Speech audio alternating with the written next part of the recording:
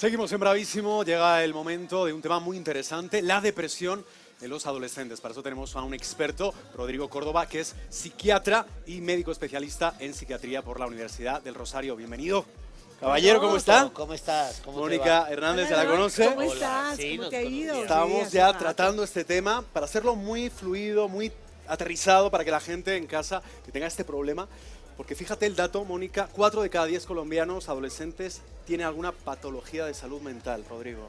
Es así, los datos muestran que tal vez es una de esas situaciones que es muy llamativa, lo emocional no se siente y las personas siguen caminando, pero significa mucho para la calidad de vida de las personas. Entonces, cuando decimos 4 de cada 10 colombianos han tenido, tienen o tendrán en algún momento de su existencia una situación de salud mental que incida sobre su calidad de vida, estamos diciendo que son personas que no están viviendo bien y podrían vivir muy bien. Claro, y hay que se enciende en ese momento un bombillito de alerta y sobre todo se enciende con el tema de los adolescentes, que cada día es más preocupante, hay niveles de suicidio altos, hay niveles depresivos también, cuadros muy altos. ¿Cómo podemos detectar a un adolescente depresivo, doctor? Lo más llamativo son los cambios de conducta, es decir, el adolescente que tiene tanta vida interior, tanto jolgorio, hay cambios de conducta. Entonces los cambios de conducta más comunes son esa vuelta hacia lo lúgubre, lo oscuro, la falta de entusiasmo. Pero no solo y únicamente, por ejemplo, el consumo de sustancias, el abuso del consumo de alcohol, esas visiones oscuras, pesimistas, esa vinculación a grupos relacionados con cosas tanáticas, relacionadas con la muerte, muchas veces lo que significa es que algo está pasando allá adentro, que algo está sucediendo y muchas veces o en muchas ocasiones son cuadros depresivos. Doctor Rodrigo, ¿qué parte de genética, hablábamos el otro día con Mónica antes de empezar la conversación, qué parte de genética hay, qué parte de herencia, digamos, del pasado, o qué parte de educación, que creo que es lo más importante, por parte de los padres que nos están viendo? Educación, genética. Las enfermedades mentales son de esos procesos complejos donde todavía la ciencia no la ha desglosado y la conoce en detalle, como muchas cosas de la salud.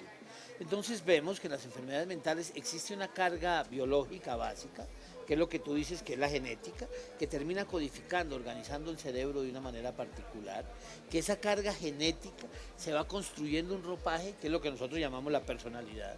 Es decir, esa carga biológica define un individuo de acuerdo con las cosas que se van dando, la relación de su vida familiar, la relación de las personas que va conociendo el colegio, y termina generando una serie de interacciones sociales.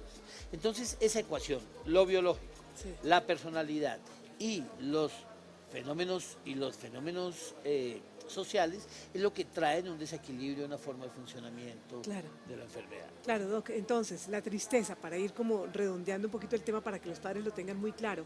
Si hay un cuadro de tristeza en casa con los adolescentes, de pronto no están durmiendo bien, hay una pérdida de apetito, pérdida por el gusto de las cosas que antes a ellos les atraía, pues hay un motivo para estar alerta y preocupados. ¿Cómo debemos reaccionar los padres en ese momento? Porque a veces reaccionamos con agresividad o con castigos. ¿Cuál debe ser la mejor manera? Yo creo que hay una frase que la Asociación Colombiana de Psiquiatría promovió hace mucho tiempo, es el equilibrio emocional también se rompe. Los seres humanos somos muy dados a reconocer lo físico, es decir, si tenemos un dolor físico, tenemos una limitación, alguna enfermedad, pues sabemos que nos genera contingencias.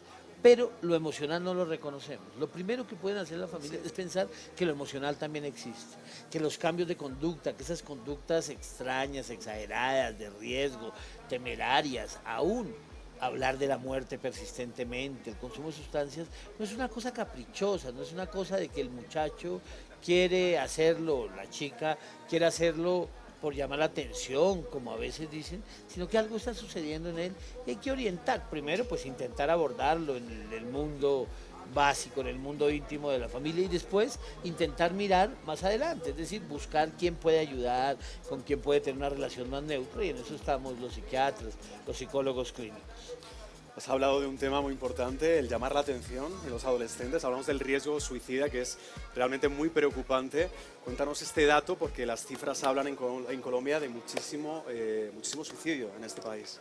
Claro, ha sido uno de los temas vigentes y ha sido vigente porque se convierte en un indicador de política pública, es un tema de salud pública. Los suicidios han tenido un incremento y el impacto grande es el grupo de edad entre los 15 y los 24 años. Y lo que sucede es que el adolescente vive todo como si el mundo fuera el final, es decir, tiene una pérdida de una relación afectiva, tiene dificultades académicas y piensan que no se va a levantar nunca, que ese es el final de las cosas. Entonces prima más el impulso que la razón, prima más el hacer que la reflexión. Entonces es uno de los factores de riesgo grande. Entonces cualquiera de estas señales, hablar persistentemente de quererse morir, de la muerte, de que ya la vida no tiene sentido, que ya cumplí todo lo que tenía que hacer, pues es muy propicio, muy necesario intervenir y buscar un camino que genere salidas y ayuda. Claro, muchas veces es por llamar la atención, pero en otras sí están de pronto hablando muy en serio y teniendo esos pensamientos realmente. Pero Doc, hay un ping-pong que yo siento en este momento y es que los papás dicen, pero es que en el colegio no le están dando lo que necesita, no le están prestando la suficiente atención y el colegio dicen, eso viene de la casa, eso viene definitivamente Conflicto. del hogar. ¿Qué hacemos ahí con ese ping-pong, doctor? Yo creo que es de ambos. A veces lo que nosotros queremos es fragmentar las cosas de una manera que otros parcial asuman y la encontrar responsabilidad. responsables. Entonces, no, la culpa es de allá, la culpa es de acá, la culpa es de todo.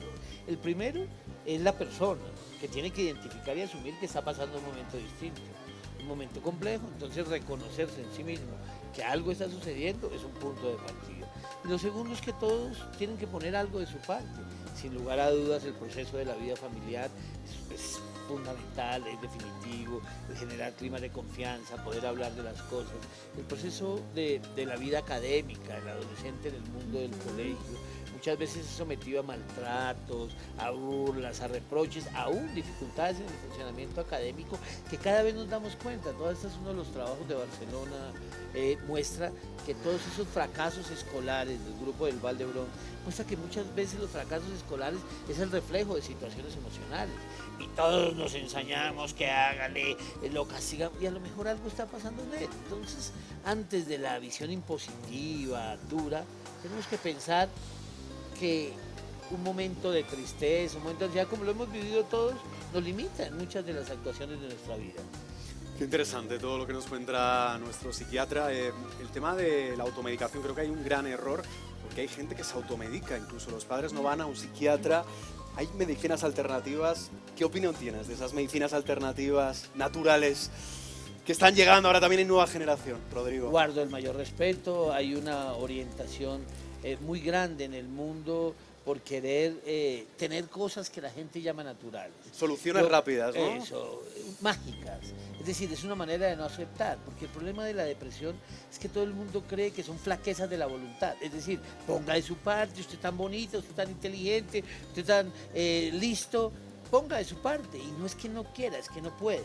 Entonces, aceptar, por una situación de tiempo atrás, aceptar que se enferma mentalmente, emocionalmente, lo sienten como una flaqueza, algo hasta casi vergonzante. Entonces, encontrar salidas de atajo es una de las salidas que a veces buscan los familiares. Y esto no tiene el suficiente nivel de evidencia. Yo guardo el mayor respeto, en algunas personas les ha sido muy útil, les sienta mucho, pero no es absolutamente suficiente y creo que independiente de todo debe tener un seguimiento y una rigurosidad. Es decir, no creer, nadie se va a mejorar mágicamente. Todo el mundo necesita un tiempo, unos procesos. Las depresiones pasan muchas veces solas, pero en un tiempo muy largo. Y alguien que dure 6 meses sin ir a trabajar, sin ir al colegio, pues tiene limitación. Entonces la medicación no debe surgir de la esquina, de la señora en el salón de belleza, del fan. Yo tuve también un hijo que tuvo lo mismo, dele esto. Debe surgir de manos de un concepto técnico que debe ser el médico psiquiatra. Y un profesional, que es usted, Rodrigo Córdoba. Regalitos para usted. Hemos Muchas aprendido gracias. muchísimo, espero que en casa también. Muchas gracias por Vea, acompañarnos. muchas La cobijita. Nos has dado muchas luces, sobre todo para los padres de familia que están también muy pendientes a esta hora del programa y de algunos inconvenientes que surgen en casa con temas tan delicados como el de la adolescencia. Doc, muchas gracias.